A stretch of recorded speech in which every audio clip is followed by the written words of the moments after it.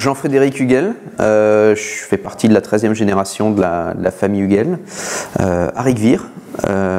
Et pour l'occasion, on a ouvert quelques bouteilles de plusieurs millésimes, d'une série de millésimes, d'une douzaine de millésimes de notre Riesling Jubilé Gros Sylloy, donc du Chenambourg. Alors c'est une journée particulière dans l'année. C'est alors de la dégustation à l'aveugle, c'est on va dire une bonne semaine ou 2 semaines de notre année, matin et soir, une série le matin, une série le soir. C'est un moment spécial parce qu'effectivement c'est une des séries qu'on préfère dans la famille, une des plus intéressantes et aussi une des plus nombreuses, donc celle qui nous prend le plus de temps. Quand on goûte, plus il y a de vin, ça devient exponentiel, plus on prend de temps à déguster. Il y en a plusieurs qui sont vraiment ressortis, pour différentes raisons d'ailleurs, que ce soit l'expression de fruits, l'expression de terroir, l'expression de jeunesse ou l'âge. Oui, il y a 3 ou 4 vins vraiment qui ressortent dans la dégustation, dont celui-ci qui m'a particulièrement marqué, moi, qui chaque année, j'ai eu l'occasion de le suivre un petit peu année après année, c'est le vin qui chaque année m'interpelle le plus, on va dire. C'est le dernier millésime de notre jubilé, donc 2009, qui marque la fin de cette cuvée, et comme toute fin, ça marque aussi le début d'autre chose, d'une belle aventure avec les Gros Sylloy. Mais non, 2009, c'est aussi une aventure assez personnelle pour moi, puisque c'est avec mon cousin Marc-André, c'est notre premier millésime dans la maison. Donc on a participé à rentrer, presser, vinifier ces raisins-là. L'essentiel, c'est la dimension qualitative. Il y a une expression qui est qu'on n'a qu'une seule occasion de faire une première impression. Et effectivement, on peut comprendre que des clients historiques sachent ce qu'ils peuvent attendre d'une bouteille. Un nouveau client qui tombe sur une bouteille qui est en déclin, malheureusement, si c'est dû au bouchon, c'est très dommageable. Si c'est dû au vigneron, voilà, on a ce qu'on mérite, mais si c'est dû au bouchon, c'est d'autant plus frustrant. Surtout quand on y met le prix. Surtout quand on y met le prix, surtout quand on y met le cœur.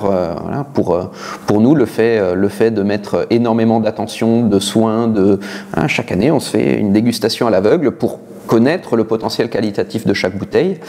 Quand on y met autant d'efforts, même si c'est pas la partie la plus douloureuse de l'année, j'en conviens bien volontiers, de devoir déguster la gamme, mais quand on met des efforts dans la production des vins, il est inacceptable qu'un élément comme le bouchon puisse mettre en danger des années et des générations d'efforts.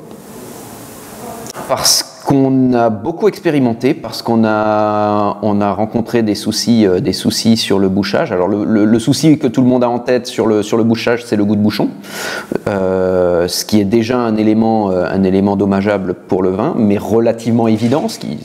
De fait, si on a un vin bouchonné, la plupart de nos clients vont le remarquer, et c'est plus ou moins accepté et toléré dans le milieu qu'il peut y avoir une déviance due à un goût de bouchon. Là où on avait nous plus de problèmes, c'était sur l'oxydation prématurée. Quand on a pour politique de garder les vins 5, 6, 8, 10 ans parfois avant la mise en vente, ça pouvait résulter chez nous à 10% de perte, 10%, 12% de perte, 15% de perte sur un millésime. Ça, c'est la partie émergée de l'iceberg, évidemment, celle que nous, on pouvait éliminer, entre guillemets, mais pour nos clients, ça voulait dire aussi potentiellement un vin qui ne se montrait pas dans les meilleures conditions.